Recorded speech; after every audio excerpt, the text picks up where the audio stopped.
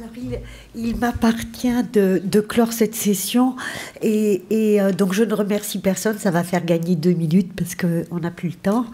Et puis, il m'appartient peut-être de vous emmener dans un regard un peu plus transversal, un peu plus large. J'ai eu un vieux recul sur la maladie d'Alzheimer puisque ma maman est morte d'une forme précoce de cette maladie il y a 30 ans.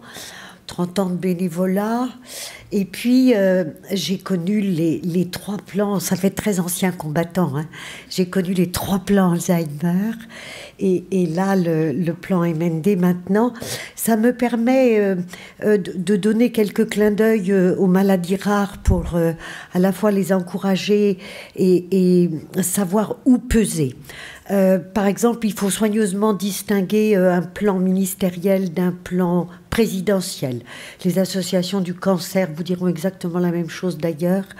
Un plan présidentiel n'a aucune commune mesure avec un plan ministériel. J'ai vu les avancées phénoménales du 3e plan Alzheimer en termes de diagnostic, en termes de mise en place de processus, en termes de mise en place de réponses. Et ça, le fait d'être grande cause nationale, ça vous rêvez pas, ça sert strictement à rien, ça vous rapporte rien. Ce qui compte, c'est les plans nationaux présidentiels. C'est là où ça bouge. Le plan MND, c'est encore un clin d'œil dans l'œil de la ministre.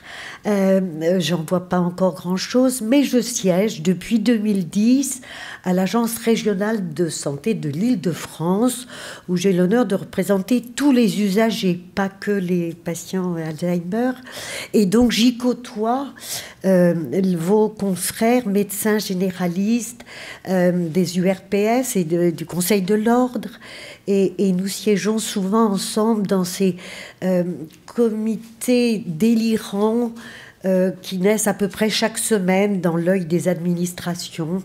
Alors ça porte des noms magnifiques, c'est comité stratégique. Ça, c'est aussi 6e étage de l'ARS, c'est l'étage de Dieu. 6e étage. Et donc, vous avez des comités stratégiques de suivi, de pilotage, de bilan, d'évaluation. Donc, toutes les semaines, je suis à peu près avec les médecins généralistes. Nous avons des diapositives extraordinaires, psychédéliques, avec des couleurs fluo, dans lesquelles il y a 2 phrases clés. Le patient au cœur du processus. Et la deuxième phrase clé, c'est le médecin généraliste, pivot de la stratégie. Et ça, j'y ai droit toutes les semaines. Tout ça pour vous dire que mon expérience et mon recul, si vous m'y autorisez, parce que l'expression blanchir sous le harnais, c'est pas un mythe, c'est quand même une vraie réalité. Mon expérience et le recul me fait dire quelque chose. Des plans font toujours avancer les choses, ça fait pas l'ombre d'un doute. Maintenant, qu'est-ce qu'on propose? Quels sont ces fameux parcours? Là, on avait parcours personnalisé, c'est le mot-clé. Au 6e étage de Dieu, c'est le mot-clé. Parcours personnalisé. Eh bien, le parcours personnalisé, moi, dans ma vraie vie de représentant des usagers, il est atrocement inégalitaire, inéquitable, selon ce qui a pu se développer localement, en région, en département, en infraterritoire. Et c'est vraiment le bilan le plus douloureux que je puisse avoir des avancées des plans Alzheimer et d'autres. C'est bien l'inéquité avec laquelle sont traités les patients selon leur lieu de vie. Alors j'ai sûrement une vision un peu sombre, parce que moi je viens quand même de la Seine-Saint-Denis, ce 9 cubes très connu pour être un cumul prodigieux de toutes les inégalités diverses et variées, dont les inégalités de santé. En tout cas, les parcours sont 9 fois sur 10 quand ils sont présentés par les médecins généralistes, quand ils sont mis en œuvre, ils sont en fonction des ressources et non pas en fonction des besoins. Et c'est probablement en cela qu'il y a vraiment quelque chose à faire pour se battre pour les associations de famille, les associations de patients. C'est cette inéquité. Le médecin généraliste, chez moi, il fait une ordonnance d'orthophoniste. Pas de chance, il n'y en a pas. Le médecin généraliste, chez moi, il fait une ordonnance de SIAD, service de soins infirmiers à domicile, pas de chance, c'est en liste d'attente. Le médecin généraliste, chez moi, il ne peut plus aller à domicile parce qu'il y a plein de quartiers où il ne retrouvera pas ses 4 pneus quand il sortira de sa consultation.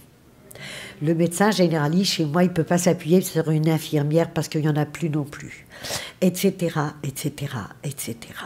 Que peut faire un médecin généraliste quand dans des centres-villes où on ne peut plus stationner? Il ne peut plus faire de visite à domicile, sauf aller faire à 9 h du soir.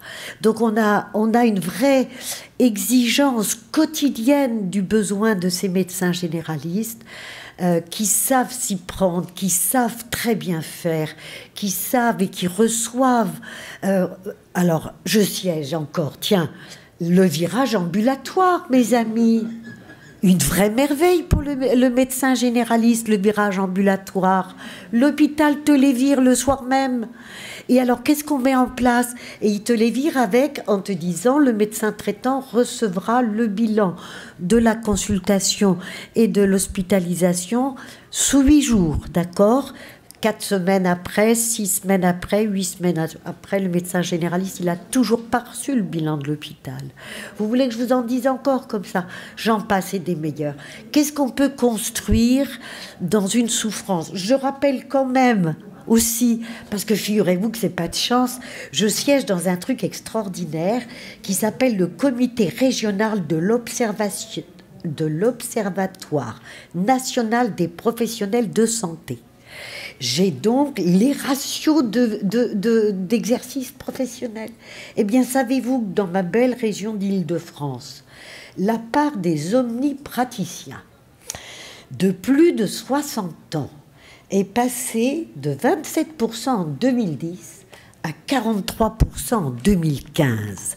Qu'est-ce qu'on fait avec ces médecins? Alors, entre parenthèses, les médecins généralistes, vu leur âge, ils ont tout intérêt à s'intéresser aux pathologies du vieillissement. Mais moyennant quoi, qu'est-ce qu'on fait avec des chiffres comme ça? Qu'est-ce qu'on fait avec des chiffres comme ça quand le ministère nous dit c'est le médecin généraliste qui doit faire, c'est le médecin généraliste qui doit repérer, c'est le médecin généraliste qui doit faire l'ordonnance une fois que Dieu le Père du service hospitalier de diagnostic a fourni le diagnostic, c'est le médecin généraliste qui met en œuvre. D'accord? Il écrit à la MDPH pour demander la mise au 100%, pour demander la carte d'invalidité qui va rendre la vie quotidienne plus facile pour certaines choses. Ah ben oui, mais la MDPH, elle met 6 mois à répondre. Je vous en passe et des meilleurs. Donc voilà, tout ça pour vous dire que les associations de patients et les médecins généralistes, c'est le même combat. On doit ensemble se battre pour faire progresser l'équité. L'équité, qui est quand même un mot républicain, on en parle beaucoup en ce moment, c'est un mot de valeur, l'équité. Alors les médecins généralistes et les associations de famille, battons-nous ensemble pour l'équité tant que nous n'avons pas les moyens scientifiques de soigner et de guérir ces maladies chroniques qui, par définition, sont pour le moment incurables puisqu'elles sont chroniques. Alors battons-nous pour l'équité en attendant des traitements qui permettront de guérir.